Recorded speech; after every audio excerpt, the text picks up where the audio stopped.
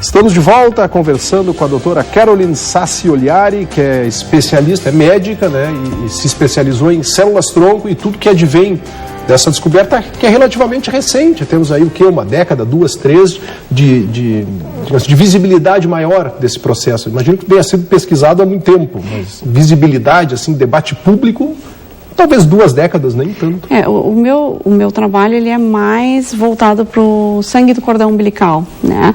E aí o primeiro banco de sangue de cordão umbilical que surgiu foi em 1991, né?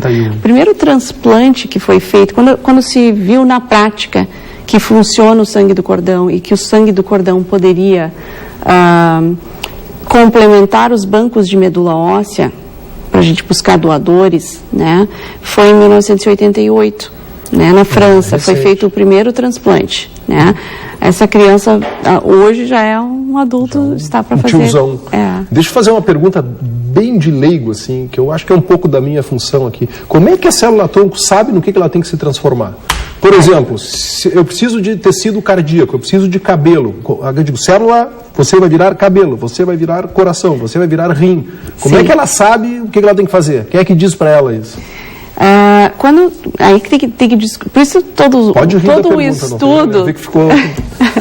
todo o estudo, ela é baseada primeiro em descobrir quais são os mecanismos que controlam essa célula, né? E aí depois, então, tu tem que descobrir quais são os fatores que a gente coloca junto, quando trabalha com ela in vitro, né? Você faz uma cultura dessas células e aí se coloca um coquetelzinho que vai fazer ela direcionar. Não é botar um lado, tipo aquele filme Zelig, assim, se botar ela do lado de células, ela vai entender que ela tem que ser que nem elas, não é assim? Existe uma comunicação entre as células. Por cópia, assim, é quase como... Existe uma comunicação. Isso em vivo, né? Quando se faz, por exemplo, quando se usa o sangue do cordão umbilical para fazer um ensaio clínico na área de paralisia cerebral, por exemplo, se sabe, essas células, o sangue, ele é apenas concentrado, né? Então, separa as células de interesse e esse sangue é injetado por alguma via, né? O sangue, ele chega no local, no sítio, né, de ação onde se quer, mas existe toda essa interação. Não necessariamente precisa manipular ela antes, né? Tem todos os estudos com essa manipulação in vitro, mas tem os estudos contando com essa maleabilidade, e essa comunicação entre as células em vivo, para que isso aconteça em vivo. É possível fazer que a célula chegue exatamente onde eu quero. Tem como fazer isso? Tem. Sim, porque se ela for para o outro lado, ela não vai entender mais nada. Espera um pouquinho, onde bom, aí se estuda, né, qual é a melhor via para a gente conseguir aquele objetivo, né? Então, você pode injetar direto no órgão que tu quer, ou tu pode enviar ela via intravenosa, mas a célula-tronco, ela tem uma capacidade de ser dirigida ao local de lesão, porque essa é a função dela, né? Então, isso acontece, até certo grau, ela acontece hoje naturalmente no corpo, né? Ela está, se alguém... ocorre um ferimento, cicatrização, localiza-se células-tronco naquele local. Nem sempre a concentração é suficiente para que a gente consiga essa reparação, esse reparo do tecido por completo. O que de seguro hoje já se faz com célula? Quais são as aplicações práticas hoje testadas, cientificamente comprovadas? Boa pergunta. O limite, ele é infinito.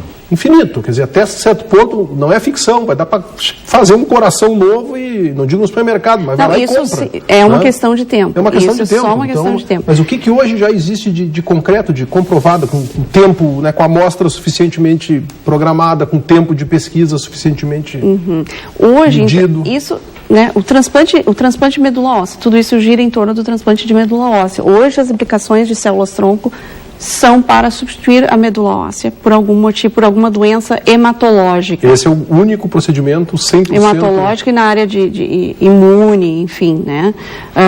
Isso sim, isso já se trabalha desde a década de 50, já se faz transplante de medula óssea.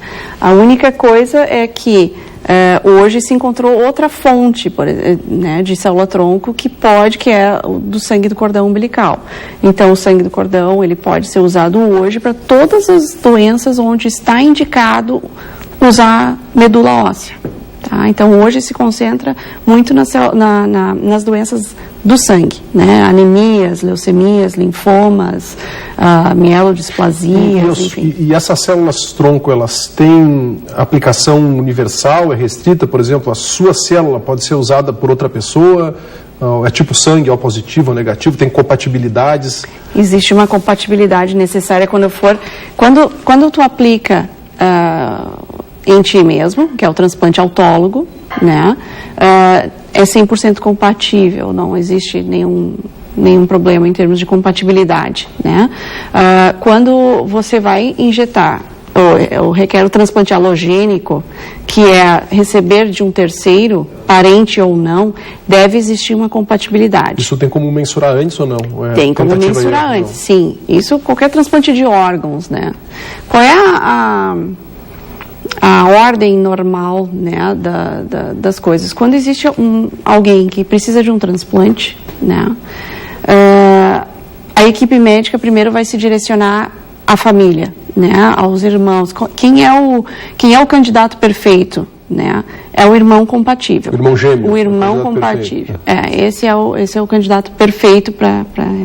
O que vai diferenciar é que algumas doenças tu pode usar o próprio material, o próprio sangue, né?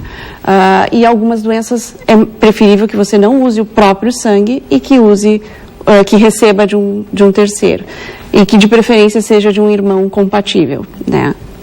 Então, a busca primeiro vem entre familiares e depois se estende a família, enfim. E é difícil encontrar essa compatibilidade? Se recorre às vezes a é terceiro. muito difícil, né? Então, para doenças hematológicas, né, a compatibilidade entre irmãos, ela gira em torno de 25%. Pô, é baixo. Tá? Entre irmãos. Mas então qual é o sentido de banco público, por exemplo? Então, aí se tratando de sangue de cordão umbilical, o cordão aumenta, porque o momento do nascimento é impressionante. Eu vim de um simpósio internacional só sobre cordão umbilical agora, que teve em São Francisco. E lá eles clarearam muito isso, assim. O sangue do cordão hoje, ele é comprovadamente uma alternativa ao transplante, a usar material da medula óssea. Então, ele é um substituto, tá? Só que ele tem algumas vantagens e algumas desvantagens quando for comparar uma coisa com a outra. Mas o que é indiscutível é o fato do momento do nascimento ser extremamente vantajoso. Por quê? Porque aquelas células, elas são mais imaturas ainda. Então, elas têm um potencial regenerativo muito maior.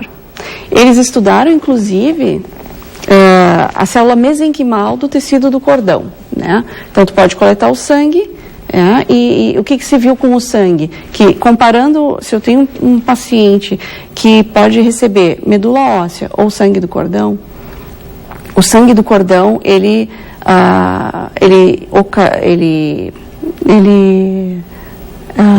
propicia isso, uma menor número de complicações, né?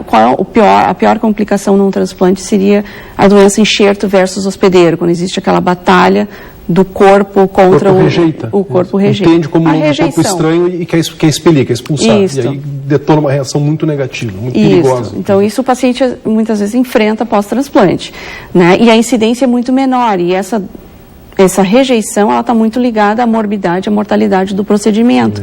Então, tem menos complicações com o sangue do cordão por causa desse Vamos falar sobre banco poder público versus banco privado? Sim. Vamos falar. E tem, assim, um kit, isso não é um kit, isso é a ponta final do kit, né? Esse aqui Para mostrar depois do intervalo. Vamos explicar o que é essa misteriosa caixinha de metal aí sobre a mesa. Daqui a pouco a gente volta.